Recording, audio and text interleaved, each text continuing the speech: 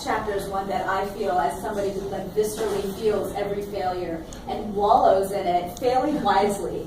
Fail wisely and do it faster. And when I gave a TED Talk with Barbara Corcoran 2 years ago, and one of her favorite things that she said was that she looks to hire people that don't wallow. She looks for a little bit of that stupid gene, because real estate is a lot of rejection. And so she looks for people who just get back up the next day and move on, and they don't wallow in the rejection. Yeah. So used to rejection. That's totally right. So that skill is about failing wisely. So the idea there is we can't be perfect, and I think the education system has prepared us to think that you want to be a 4-point student, or you want to have these unbelievable credentials, or in business we have thought, my dad's business career was very much like you could scale up an idea, you could take it global, we knew it worked, you could just roll it out.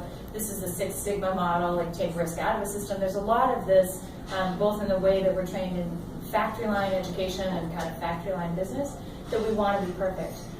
The idea with failing wisely is we just simply can't predict now with globally linked technology accelerated world, like trends, and there are lots of different people talking about this, trends that erupt in one place affect us in another place.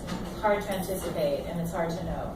So instead of trying to be perfect, the idea is that you can fail wisely. You want incremental failures. You actually want them to avoid catastrophic failures.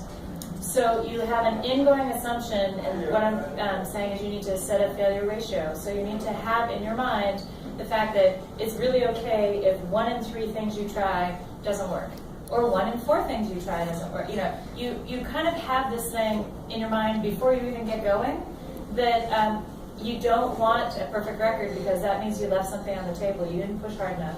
You didn't innovate, and that can leave you really blindsided. And I think especially out of 2008, we watched Bear Stearns said to go away. We bailed out car companies. A lot of people thought that they were in safe jobs. But instead, if you think, no, I'm going to actually test. If I have $100, I'm going to make 10 $10 bets. That might be, and 3 of them aren't going to work. That would be failing wisely. Not catastrophically if like all 10 come up wrong because you just weren't paying attention, right? So that's what that concept is. And there are a lot of different people that are already doing it. But it's also something very easy for all of us to go and think about, like today or tomorrow.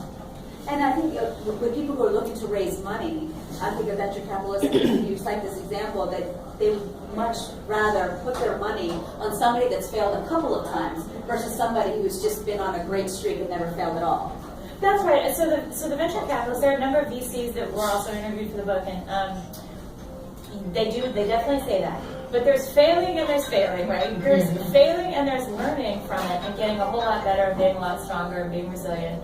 And then the venture capitalists really want to back you the next time.